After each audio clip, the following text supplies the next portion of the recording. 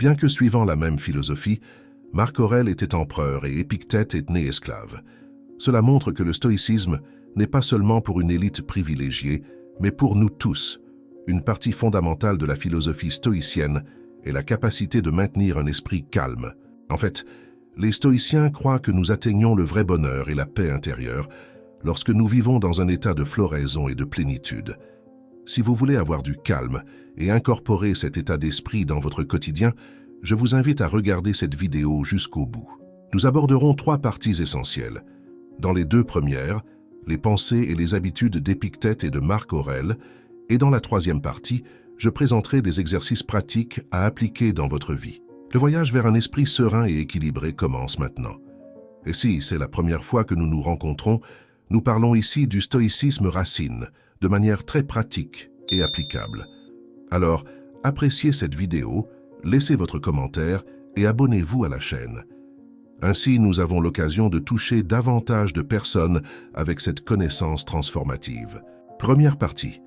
Épictète. Épictète, dans ses œuvres, souligne que nous devons valoriser la tranquillité au-dessus de choses comme l'argent, la réputation et même l'apparence physique. Épictète enseigne que le calme mental n'est pas le résultat de vouloir contrôler ce qui se passe autour de nous, mais est atteint par la façon dont nous choisissons de penser. Son œuvre principale, Les Entretiens, a été transcrite par l'un de ses élèves les plus dévoués, Arien. Il a également compilé le Manuel d'Épictète, un livre de lecture facile et compréhensible qui était même utilisé par les soldats avant les conflits de guerre. Dans ces sources, nous découvrons comment Épictète gérait les préoccupations, les situations stressantes et les défis du quotidien. Cela nous offre des leçons précieuses sur la manière de maintenir un esprit calme, indépendamment des adversités que la vie nous présente. Par conséquent, la philosophie stoïcienne non seulement nous inspire, mais nous fournit également des outils pratiques pour affronter les turbulences de la vie avec calme et sérénité. Commençons par le premier. Agissez selon la nature. Lors d'une de ses leçons, l'un de ses élèves lui a dit qu'il voulait rentrer chez lui parce qu'il était malade. Épictète lui a alors permis de rentrer chez lui. Mais d'abord, il a interrogé son élève sur la justesse de sa décision par rapport au but moral. La leçon tirée de cet épisode est claire. Nous devons agir en fonction des exigences de la situation présente. Le cours de l'univers est au-delà de notre contrôle et il n'y a pas besoin de forcer les circonstances. Lorsque nous sommes malades, Épictète nous conseille de ne pas nous imposer des tâches impossibles. Au lieu de cela, la meilleure chose à faire est souvent d'accepter la condition et d'agir de manière sensée pour notre bien-être à ce moment précis. Épictète souligne également que la maladie peut être un obstacle pour le corps, mais pas pour notre capacité de choix. Cela ne signifie pas que nous devons insister pour accomplir toutes les tâches, ce qui pourrait aggraver les choses. Cela signifie cependant que, malgré les défis physiques, nous avons toujours la capacité de choisir entre le désordre émotionnel et les décisions rationnelles. Dans le premier cas, les gens sont dominés par l'émotion et dans le second cas, les gens refusent de voir le problème et peut-être essaient de paraître durs. La perte du calme peut entraîner des paroles impulsives, un comportement agressif et des décisions émotionnelles précipitées. Cela peut nuire à la communication et à la stabilité des relations à long terme. Agir selon la nature commence lorsque nous reconnaissons la réalité de la situation et prenons les mesures nécessaires avec un esprit équilibré. Observez vos jugements. Épictète nous enseigne à réfléchir attentivement à nos pensées et jugements, surtout en ce qui concerne le monde qui nous entoure. Il nous rappelle que l'anxiété ne vient pas des choses qui se passent, mais de la manière dont nous choisissons de voir ces situations. Chacun de nous a un cadre de référence unique à partir duquel nous décidons ce que nous pouvons ou ne pouvons pas accepter. C'est normal, et cela nous aide souvent à distinguer ce qui est juste de ce qui est faux. Cependant, nos jugements peuvent devenir un problème lorsqu'ils nous font nous sentir en droit de choses auxquelles nous n'avons naturellement pas droit. Par exemple, nous pouvons être en colère pour le reste de notre vie parce que nous pensons avoir droit à des parents aimants et dévoués. Mais peut-être que nous n'avons pas eu cette expérience. Mais Épictète nous dit que nous avons le droit d'avoir des parents et de ne pas contrôler leur comportement et leur personnalité. Cette idée s'applique à de nombreux aspects de la vie et soulève la question: pourquoi nous préoccupons-nous de choses qui sont complètement naturelles? Selon les mots d'Épictète, Faites une distinction dans votre propre esprit et soyez prêts à dire « Ce n'est pas l'accident qui attriste cette personne, parce qu'il n'attriste pas une autre personne, c'est le jugement qu'elle en fait. » Ceci est particulièrement utile lorsque nous traitons des moments difficiles, tels que la perte d'emploi, la fin d'une relation ou lorsque votre famille ne se soucie pas de vous. Lorsque nous observons une situation de manière objective, sans permettre à nos attentes ou sentiments d'influencer notre jugement, nous devenons plus capables de faire face logiquement aux circonstances. Cela nous empêche d'être dominés par des pensées et des émotions irrationnelles. De plus, lorsque nous changeons notre attitude et cessons de nous inquiéter excessivement pour ce que nous ne pouvons pas contrôler, nous commençons à nous concentrer davantage sur les choses que nous pouvons changer. Cela nous aide à relever les défis de la vie de manière plus équilibrée et à progresser, ce qui nous amène à explorer le troisième principe.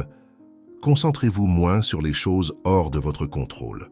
Cette idée suggère que certaines choses sont sous notre contrôle, tandis que d'autres ne le sont pas, et nous devons nous concentrer sur ce qui est sous notre contrôle, en laissant de côté ce qui ne l'est pas. En tant qu'êtres humains sociaux, nous voulons souvent contrôler le monde qui nous entoure, en utilisant des moyens tels que l'argent, le pouvoir, la force physique, la sexualité, l'intelligence ou l'influence.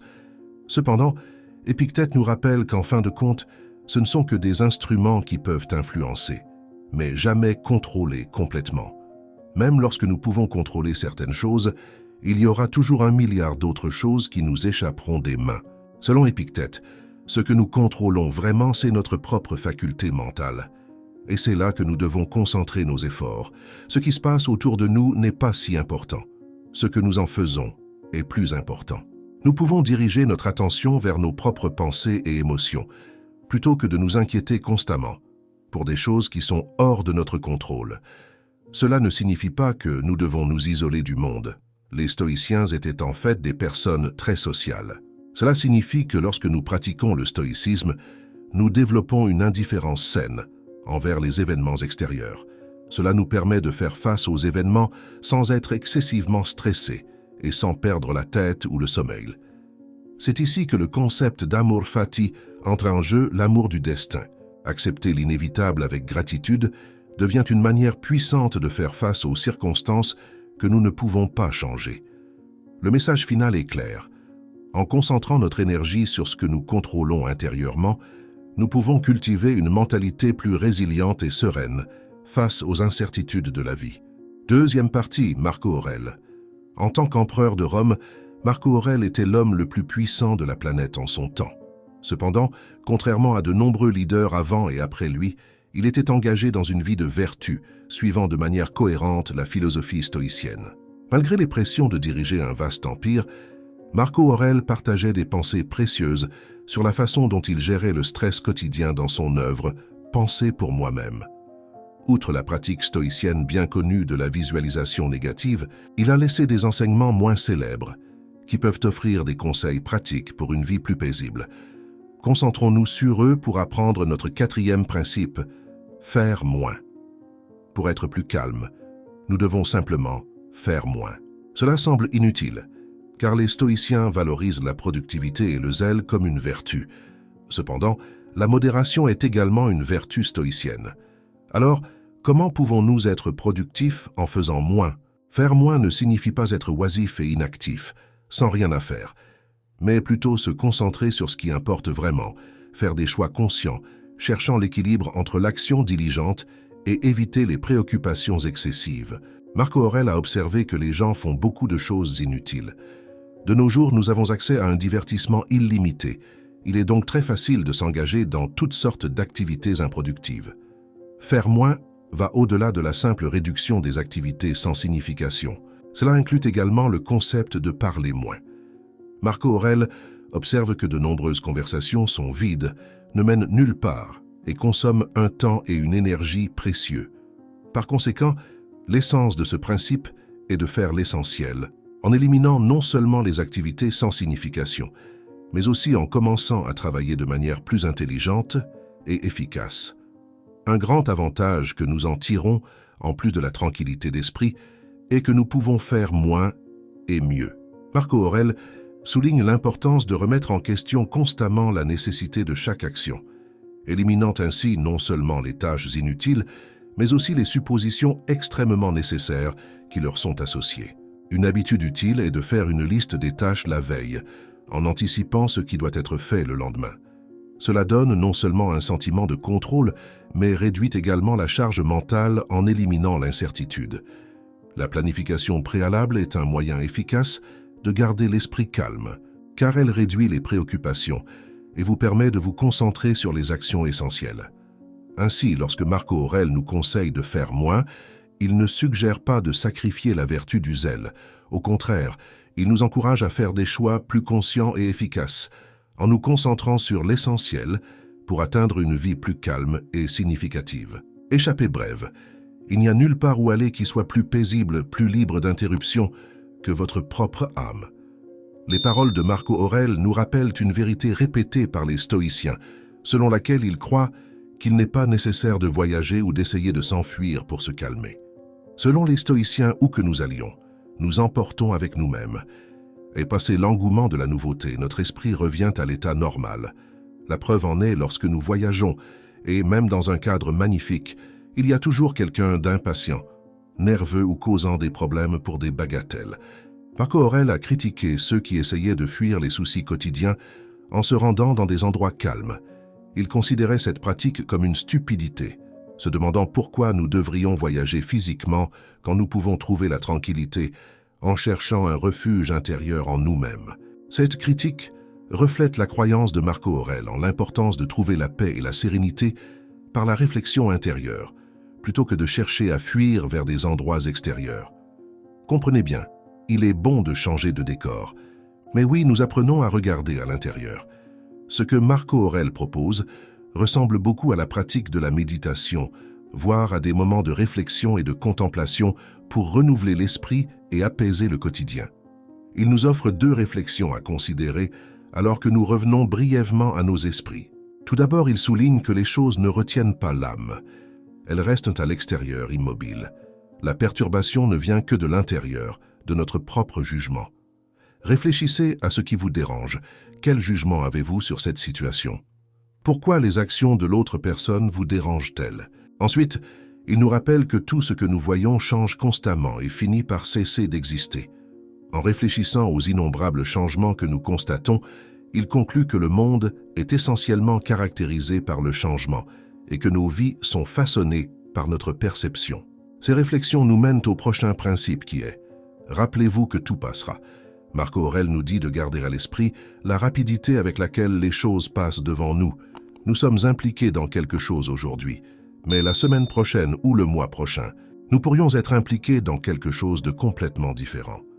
La philosophie stoïcienne, résumée par l'expression « memento mori », qui signifie se souvenir de la mort, nous confronte à la réalité selon laquelle la vie est courte et éphémère. Parfois, nous perdons des jours à nourrir des pensées circulaires sur des problèmes, à revivre des préoccupations, des anxiétés et des souffrances qui en découlent à chaque fois. Nous agissons comme si les choses qui nous irritent allaient durer éternellement. Même si nous perdons notre calme sur le moment, la colère n'est qu'un état émotionnel temporaire. Marco Aurèle a écrit « Vous pourriez sortir de la vie maintenant. Laissez cela déterminer ce que vous faites, dites et pensez. » C'était un rappel personnel pour continuer à vivre une vie de vertu qui est valide pour se rappeler que toutes les choses qui nous semblent perturbantes passeront. Et si nous les comparons à la grandeur de la vie, nous réaliserons à quel point elles sont insignifiantes. Et pour pratiquer ce contrôle de soi, je souligne ci-dessous quelques exercices et techniques. Ne laissez pas vos émotions prendre des décisions pour vous. Lorsque nous laissons nos émotions décider pour nous ou même contrôler la situation, nous n'agissons pas de manière rationnelle. Nous perdons le droit de choisir et nous devenons les otages de nos instincts. Et avec cela, nous pouvons récolter des conséquences très graves. Donc, dans ces moments, commencez à pratiquer la régulation émotionnelle. La régulation émotionnelle est la capacité de comprendre comment vous vous sentez, en comprenant vos propres réactions émotionnelles et en cherchant à voir les situations telles qu'elles sont vraiment, sans laisser cela affecter ou nuire gravement à votre vie. Fondamentalement, cela signifie éviter de surcharger émotionnellement, en particulier les émotions négatives, sur des événements, des personnes ou des circonstances. Faire cela ne fait qu'entraver la résolution de problèmes et déséquilibrer les émotions. Lorsque quelque chose se produit, régulez vos émotions, voyez la situation comme elle est, et non à travers la colère, la peur, l'anxiété ou tout autre type d'émotion excessive. La régulation émotionnelle est quelque chose qui peut être appris. Lorsque nous gérons nos émotions intenses et découvrons comment les exprimer de manière appropriée, nous devenons capables de nous concentrer sur d'autres tâches et commençons à développer des schémas de régulation émotionnelle, ce qui rend notre vie plus facile à tous égards. Le détachement est une manière utile de faire face à des situations ou des personnes stressantes. Vous imaginez mentalement la situation ou la personne en les éloignant peu à peu jusqu'à ce qu'elles deviennent très petites et lointaines. Cela aide à calmer le cerveau. Cette technique fonctionne parce que le cerveau a une tendance naturelle à réagir fortement aux problèmes importants et futurs. En diminuant mentalement l'image, le cerveau se calme, réduisant ainsi l'intensité de la réponse émotionnelle associée à la situation stressante. Une variante de cela est d'imaginer la personne stressante parlant avec une voix de dessin animé. Cela réduit non seulement le sentiment de menace, mais ajoute également une touche d'humour à la situation. Cette combinaison agit en réduisant la tension émotionnelle et en offrant une vision plus légère et moins préjudiciable de la situation. Le détachement mental est comme un outil pratique que vous pouvez utiliser lorsque vous êtes stressé pour réagir de manière plus équilibrée et calme aux problèmes. Changez de perspective. Il est étonnant de voir comment certaines personnes ou certains sujets peuvent miner notre tranquillité et nous rendre anxieux, même lorsque tout semble bien, n'est-ce pas? Lorsque vous vous sentez menacé ou stressé par une situation, votre cerveau réagit en conséquence. Lorsque vous changez de perspective ou réévaluez la situation comme un défi positif que vous avez hâte d'affronter, votre cerveau réagit de manière plus constructive. Comme nous le rappelle Marc Aurèle, choisissez de ne pas être offensé, et vous ne serez pas offensé. La prochaine fois que vous rencontrerez une situation ou une personne qui vous, théoriquement, perturberait votre calme, changez votre jugement sur la situation. Même si ce qui s'est passé est quelque chose de grotesque, voyez la situation sous un nouvel angle, en reconnaissant que cela ne peut pas vous déranger. Respirez profondément. Respirer profondément et compter jusqu'à 10 modifie la physiologie et la composition chimique du cerveau. L'oxygène supplémentaire aide, et cet exercice simple peut vous donner la pause nécessaire pour que votre cerveau réactif recule pendant que votre cerveau pensant prend le contrôle. Entre le stimulus et la réponse, les stoïciens nous montrent la troisième étape, le choix de penser, c'est-à-dire la réflexion. Mais lorsque nous répondons automatiquement aux événements de notre vie, s'arrêter, respirer profondément et compter jusqu'à 10 peut nous rappeler que nous avons encore le pouvoir de choisir comment réagir à ce qui nous arrive. Ne prenez pas tout personnellement. Un concept largement utilisé en thérapie cognitive aujourd'hui est de comprendre que ce qui vous appartient est à vous et ce qui appartient aux autres est à eux. Cela peut sembler confus, mais c'est simple en théorie. Souvent, nous sommes facilement blessés par la façon dont les autres agissent, ce qui est une perte de temps. Les gens n'ont pas toujours l'intention de nous blesser, mais chacun a ses propres mécanismes de défense. Malheureusement, ces stratégies peuvent affecter n'importe qui de proche. C'est pourquoi il est essentiel d'investir dans la connaissance de soi et l'intelligence émotionnelle. Ces compétences vous aident à ne pas prendre personnellement les réactions des autres et à rester calme lorsque les choses se compliquent. Évitez les personnes négatives. Si vous faites partie d'un groupe de 15 étudiants studieux et dévoués, il est très probable que vous deveniez le 16e. L'environnement dans lequel nous vivons nous façonne, il peut nous encourager à grandir ou nous mener au déclin. Que vous le vouliez ou non, l'humeur des autres peut être contagieuse.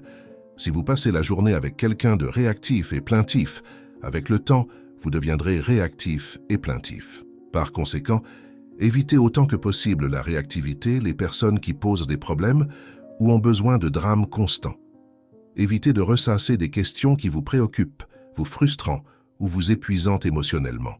Il est plus facile de rester calme lorsque les problèmes surviennent avec d'autres personnes et non avec nous. Par exemple, lorsque qu'un ami est désrespect ou perd son emploi injustement, nous avons toujours un discours prêt sur comment rester calme et réagir. Cependant, le stoïcisme offre des outils que nous pouvons utiliser pour adopter la même attitude. Parfois, il peut être difficile de penser et d'agir avec calme, mais nos pensées exercent une forte influence sur nos sentiments et par conséquent sur nos actions. Terminons cette vidéo par une citation de Marc Aurèle. « Gardez cette pensée à portée de main lorsque vous sentez qu'une explosion de colère approche. Il n'y a aucune valeur à être en colère. Au lieu de cela, la gentillesse et la civilité sont plus humaines et, par conséquent, plus précieuses. Un véritable être humain ne cède pas à la colère et au mécontentement, et une telle personne est dotée de force, de courage et de résistance, contrairement à la colère et aux plaintes. Plus une personne se rapproche d'un esprit serein, plus elle est proche de la force. Choisissez le courage de rester calme. Maintenant, profitez-en pour vous abonner à la chaîne, activer les notifications et si cette vidéo vous a parlé de quelque manière que ce soit, laissez votre commentaire. Merci d'être arrivé jusqu'ici.